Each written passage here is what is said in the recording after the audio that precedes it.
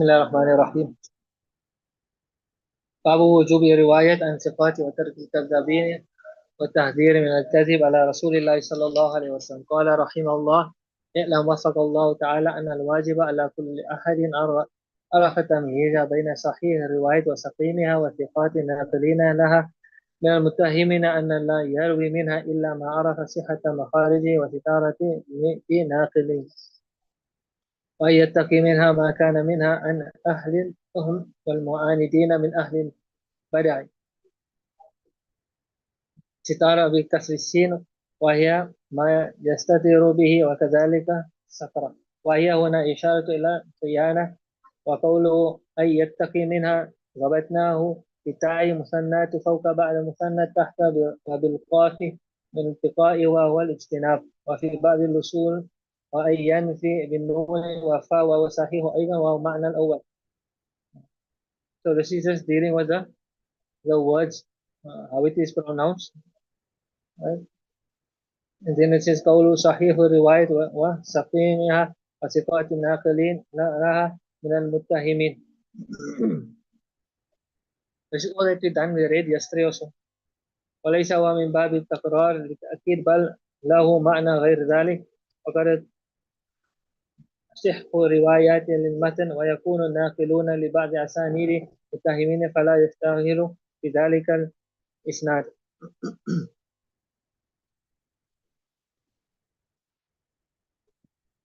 So, yes, starting here, they are saying that the narrator of a certain matan can be correct, even though he has other asanid that are doubtful, or there's some problem in it. And he says that we are not talking about those right now. وأما قول أن يجب أن يتقي ما كان منها من المعاندين من أهل البدع فهذا مذهبه.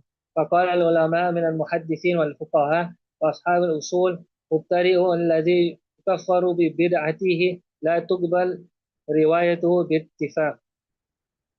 See, now we are discussing those people who are known to be innovators, right? You have to take caution with their narrations. He said the ulama of hadith, the fuqaha, and the usuliyin say an innovator whose innovation makes him a kafir, his riwayat will not be accepted ittifaq, right? This is agreed upon. وأما الذي لا يكفر بها فاختلفوا في روايته. As for the one who his bidah doesn't lead him to kufr or makes him a kufr, فمنهم من ردها مطلقا لفسقه ولا ينفعه تأويل.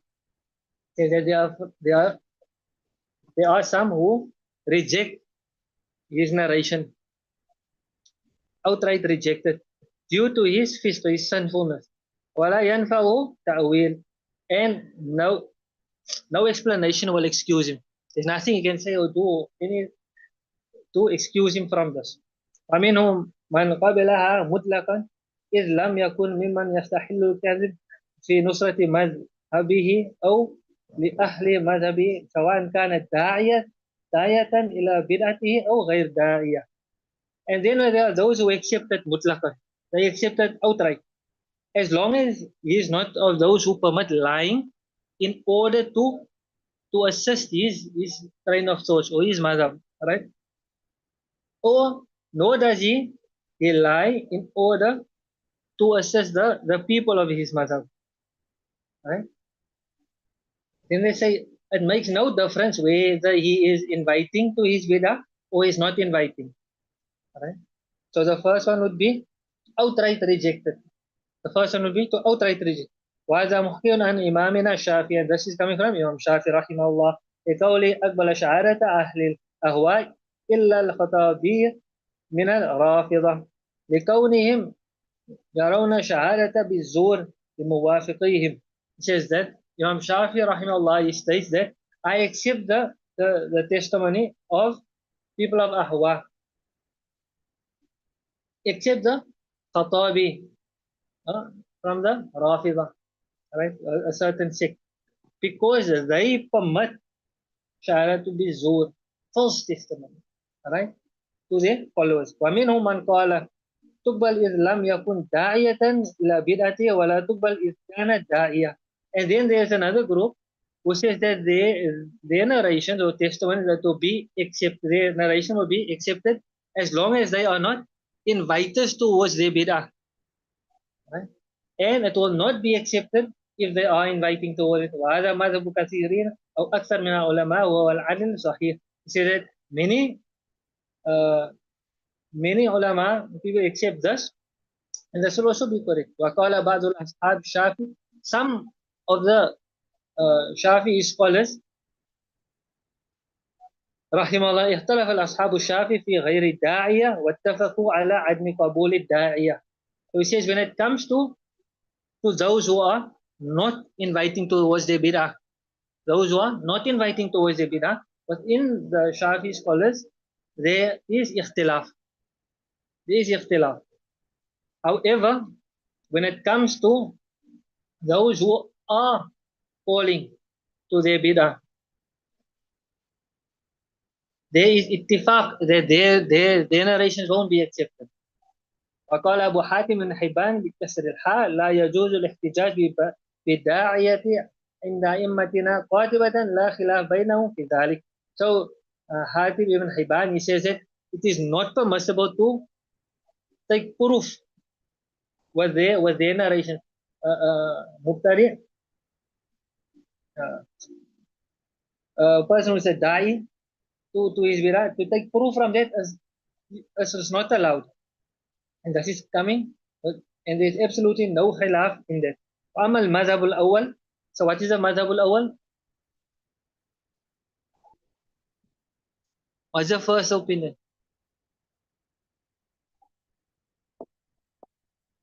Huh? The first opinion was outright rejected. Mutlaqan, right? Outright rejected. So he's saying that, as for that opinion, فَضَائِفٌ جِدًّا, this is very weak. This opinion is very weak. ففي صحيحين وغيرهما من كتب الأئمة الحديث احتجاج بكثير من مبتدئة غير الدعاة. He says that why are they saying that this is very weak? Because in the Sahihain and in other kitab or kutub, the muhaddithun, they use it as a hujjah. Alright? You'll find in these kitabs mubtadi'ah narrators that are not inviting towards their bid'ah. ولم يزال السلف والخلف على قبول الروايات منهم والاحتجاج بها. He says that the salaf and the khalaf, the previous scholars and the later scholars, they all accept the riwayat from them and they use it as a proof that they listen from them and they allow them to listen from others. غير إنكار منهم, without any doubt from their side. فقال رحمه الله والخبر وإن فارق معناه معنى شهادة في بعض الوجوه فقد يجتمعان في معظم معانيهما. هذا من دلائل صريحة على عدم القدر المسلم وكثرة الفقه. He said that this is a proof for a clear proof on the great capabilities and the great fiqh of Imam Muslim. يعلم أن الخبر والشهادة يشتركان في أوصاف ويفترقان في أوصاف.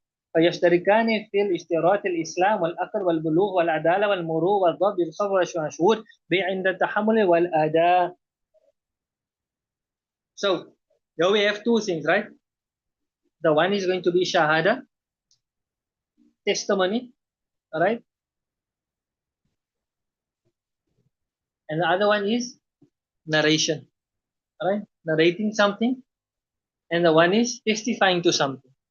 So they're saying that definitely a khabar and shahada, they share some certain sifat. There's certain things that is common in both of them, and they differ in certain aspects. That which they agree in the condition of Islam, aql, bulugh, adala, muru'ah, dabt al-khabar, right? Must be precise. Wal-mashhud bi inda tahammuli wal-ada. So, and to have this, be present when it is taking place, right? ويفترقان في الحرية والذكورة والعدد والتهمة وقبول الفرع مع وجود الأصل. So they say, and they, what do they differ in? They differ in the fact that being free, ذكورية, عدد, right, number, تهمة, and this part here, قبول الفرع مع وجود الأصل. In accepting a فرع with the معجور الأصل, with the primary being present. So what is the one law they say? إذ كان الأصل موجودا فلا حاجة إلى الفرع. He says that if the asl is present, then there's no need for a farq, right? So by farq they are meaning a secondary root or a student from a student or something that is longer. And then by primary is something that is a stronger view or a clearer connection or more famous narrator. So thereafter they will say that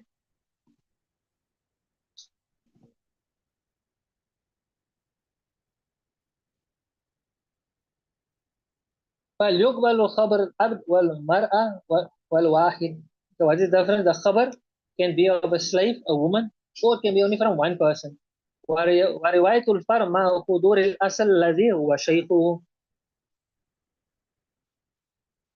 ولا تقبل شهادتهم إلا في مرأة في بعض المواضع مع غيرها. So the riwayat of a farq, of a student, even if in narrating through his teacher, etc., even if his teacher is present and you can get the hadith from him, says that riwayat of farq, whilst the asl is present and it is you will still accept. Wala, and a shahadat of a woman will not be accepted except in some places with others. وترد شهادة بالتهمة كشهادة على عدو وبما يرفع به عن نفسه ضررا أو يجر به إليه نفعا وللولد والوالد. And he says that when it comes to a shahada will be discarded or rejected if this person is giving shahada or testimony against who? An enemy of his, in order to protect himself or to protect himself from some harm, or if he wants to get some benefit. And the shahada, for, if you're giving for your son or for your parents. Remember the incident we were giving? We were speaking about Ali radiallahu ta'ala, when it was, I think it was about the sword. And he said, this man stole the sword. And when he came there, they asked him that he should bring a witness. And he brought one of his sons. And then they rejected it. They said, no, you can't bring a son. Why? Because of the family connection. واختلفوا في شهادة الأعمى فمنعها الشافعي وطائفة وأجازها مالك وطائفة واتفقوا على قبول الخبري. So he says that when it comes to a blind person, his testimony, Imam Shafi'i rejects it. In a group of Shafi'i, they accept. And Malik, Imam Malik, he accepts it. واتفقوا على قبول الخبر. And another group, and they agree upon its acceptance. وإنما فرق الشرع بين الشهادة والخبر في هذه الأوصاف. So they say the Sharia, they differ. بين الشهادة, the Sharia differs بين الشهادة والخبر في هذه الأوصاف, in these aspects. لأن الشهادة تخص ويظهر فيها التهمة والخبر يؤم وغيره من الناس أجمعين وتنتفي التهمة. So he says that because shahada is something that is specific, all right, specific to a certain person or a certain thing, all right. So because it is specific, it could be that I have in my heart something against you, isn't it? So it says that because of this, the shahada, there is some suspicion in it. But the khabar, this affects everybody. It affects everybody. So they would say that this tuhma is eliminated because of this. وهذه الجملة قول العلماء الذين يقتدوا بهم. And this is coming from all those ulama who has authoritative ulama in the science. وقد شذ عنهم جماعة في أفراد بعض هذه الجملة. And there are some that deviate from this. فمن ذلك شريط بعض أصحاب الأصول أن يكون تحمل رواية في حالة البلوغ والإجماع يرد عليه وإنما يعتبر البلوغ حال الرواية ولا حال السماع. He says that so there's conditions in this of the Ashab al-Usul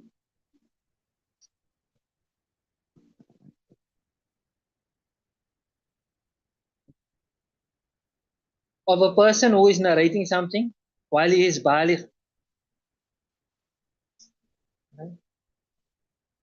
So they say that this is ijma, that the person that when he is narrating, he should be baligh, right? Not when he heard the hadith. So if he was young when he heard it, when he gets older, he becomes baligh and he narrates it, they say you can accept it. Why? Because a person that is young, they're saying that he is not mukallaf yet. So he's not duty bound. So for him to tell a lie is more common. But the person that becomes baligh, he's thinking of akhirat, he's thinking of the sins, he's thinking of the scales. So to accept it from him is better. بعض الأصحاب الشافعي ورواية الصبي وقبولها منه في حالة الصبا والمعروف في مذهب العلماء مطلقا ما قدمناه. He says Imam Shafi is of the opinion that you can accept it even in the time when he is young. Alright? Why? Sometimes I would consider something that is tamyiz instead of bulugh. Alright? When he is mumayyiz. Say like with a person when he's leading performing in the Shafi Madhab, they'll say that the person that is performing the salah, does he have to be baligh, mukallaf, alright? Or can it just be mumayyiz? Knowing that he knows what is right and what is wrong. Alright? So he's saying that when he's young, you can still accept it. As long as he has this quality. أشارة الخبائي والمعتزلة وبعض القدرية العدد في رواية فقال خبائي لابد من اثنين عن اثنين كالشهادة. He says that this Jabai is a Mu'tazila and some of the Qadariyah. They say there must be numerous in the riwayat. He says it necessitates that there is two from two like Shahada. وقال القائل من القدرية لابد من أربعة في كل خبر هذه الأقوال ضعيفة منكر وقد تظاهر دلائل النصوص الشرعية والحجج العقلية على وجوب الأمر بالخبر الواحد. He says that now they're saying that it must be two from two. Or the other view is it must be four from four. But they're saying this is the if this is weak, rejected. Alright. Why are they saying that? Because the Shari dalil is clear. As long as just as clear. Rationally we understand. Right? That ala wujub al amal, that the necessitation of acting bi khabr al wahid. What was a khabar wahid. Alright. You look confused. So the person is not valid. I can't hear you. See, the person is not valid. When he narrates, it can narrate with the four people as witness. No.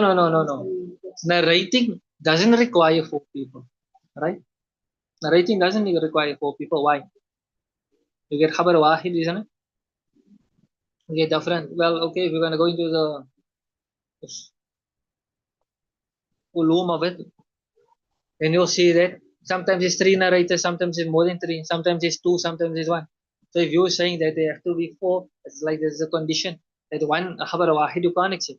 So the Mu'tazila and the Qadariyah, they're talking here about the tabi, right? That was your question. Right? They are saying it must be two from two or four from four. Narrators narrating this thing to accept it from it. Yeah.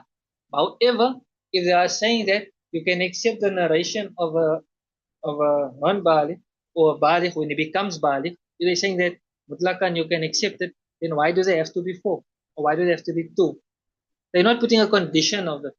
What they are speaking about here is bulugh. Now they are adding extra people. So they are saying that this is the if, because we understand from, well, what we can see already. If you look in Muslim, you look in Bukhari, you'll find khabar wahid, right? Where khabar wahid is what? In a certain place, there is only one narrator, right? So they're saying that we already use it, right? It's already being used. So how can you say that this must has to be a condition? That it must be two. Then how many hadiths would be lost? Understand? وقد قرر العلماء في كتب الفقه والأصول ذلك بدلائل وأوضح وأبلغ الإيضاح وصنف جماعات من أهل الحديث وغيرهم مصنفات مستقلات في الخبر الواحد والوجوب العمل به والله أعلم ثم إن ثم إن قولنا اشترط العدالة والمروء يدخل في مسائل كثيرة معروف في كتب الفقه. Right, so he saying that the ulama have established the proofs of this, right? And they have written many kitabs, right? And many independent kitabs also in the necessity of acting upon a khabar wahid. And he says that thus adala and murua as a condition. It enters into many masail, many known masail. However, to go into all of that is going to be too lengthy.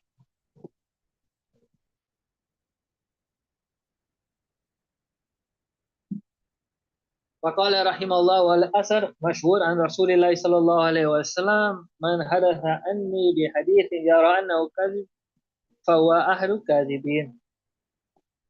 حدثنا أبو بكر بن أبي شيبة حدثنا وقيع بن عن huh? No. Is he still in the shop?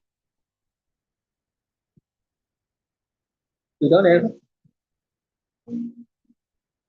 You have it? Okay. Right. أبو بكر بن أبي شيبة حدثنا وقيع عن شعبة عن الحكم عن عبد الرحمن بن أبي ليلى عن سمرة بن جندب وحدثنا أبو بكر بن أبي شيبة أيضا حدثنا وقيع عن شعبة عن سفيان عن حبيب عن ميمون عن ابن أبي شبيب المغيرة عن شعبة قال رسول الله صلى الله عليه وسلم ما قوله أثر مشهور عن رسول الله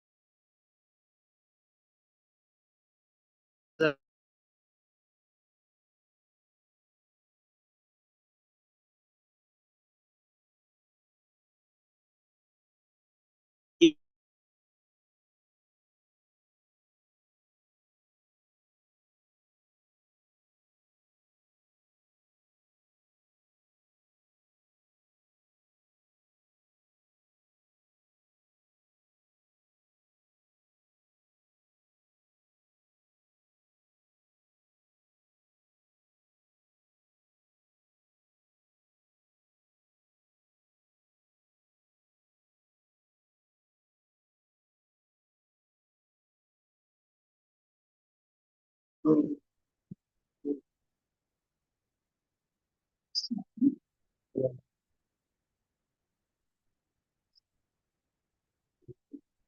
will carry on this. It was taking too long. You got? Okay.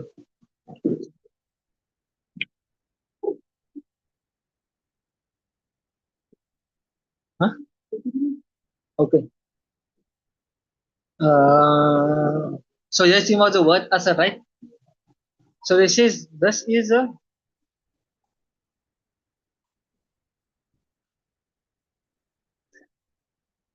the view according to the preferred school of thought, right? There's a muhaddisun and other them they agree with the salaf and the khalaf, or most of the khalaf, that asar, the word asar, can be used for a narration mutlaq, general, right? Open, blanket statement, that it can be used whether it is a hadith from Nabi sallallahu alaihi wasallam or where it is stopping by the Sahaba, right? This is going to do it.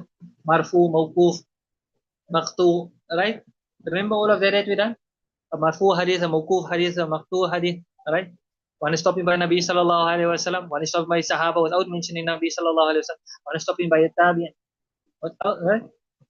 So yeah, وقال فقهاء الخراسان, the fuqaha of Khurasan, الأثر هو ما يضاف إلى الصحابي موقوفا عليه. So أثر is used for hadith that stops by a companion. والله أعلم. وأما المغيرة بضم الميم على مشهور وذكر ابن سكير ابن قتيبة وغيرهما أنه يقال بكسرها أيضا. وكان مغيرة ابن شعبة رضي الله عنه أحد دعاة العرب كنيته أبو عيسى ويقال أبو عبد الله بن وأبو محمد مات سنة 50 وقيل سنة 51 أسلم عام الخندق.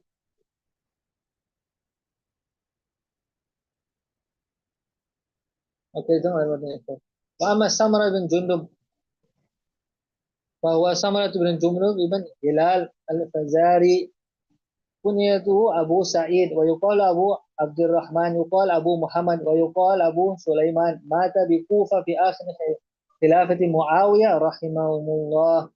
So this is what are they speaking about now? What? Maaf? This is from the narrated, right? You know it's about them.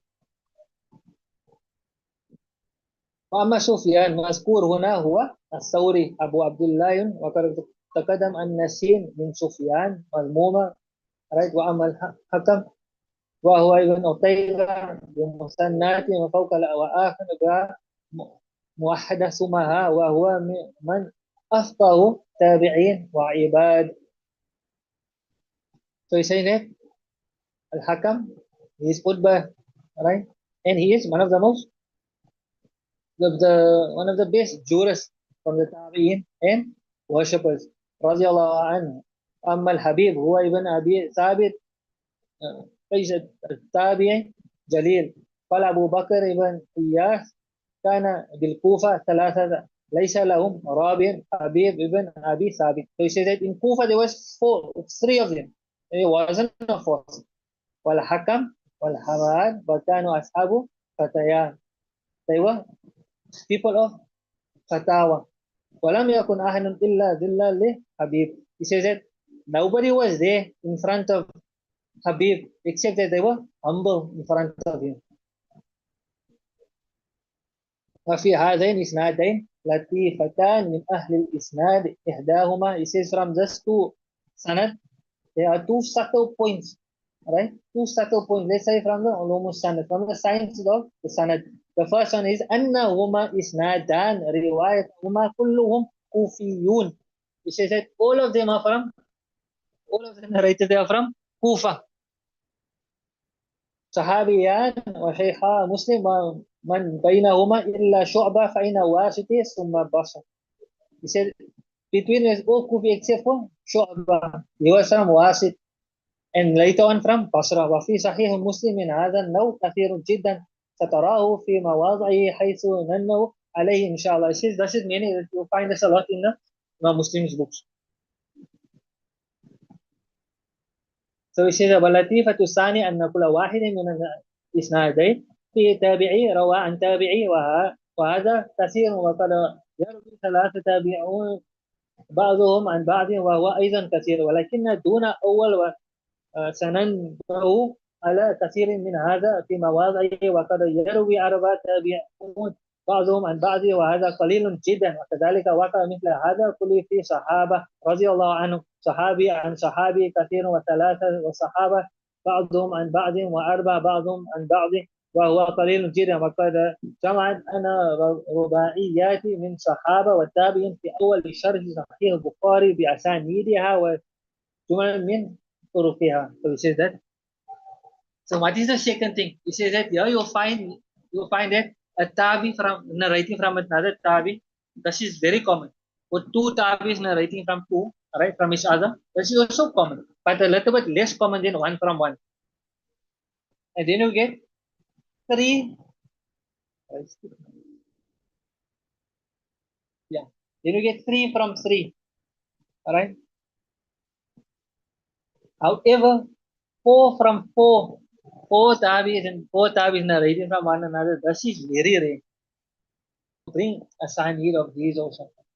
And that in the beginning of Bukhari, he has brought these four tabis narrating from each other and four Sahaba narrating from each other. So kind.